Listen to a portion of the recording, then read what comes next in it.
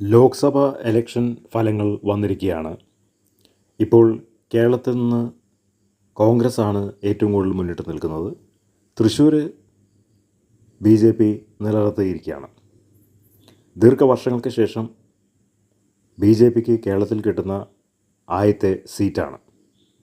സുരേഷ് ഗോപി 2 പ്രാവശ്യം മണ്ഡലത്തിൽ മത്സരിച്ചിട്ട് തോറ്റിട്ട് ഇപ്പോൾ വൻ വിജയത്തോടെ ഭൂരിപക്ഷത്തോടെ അദ്ദേഹം മുന്നോട്ട് വന്നിരിക്കുകയാണ്.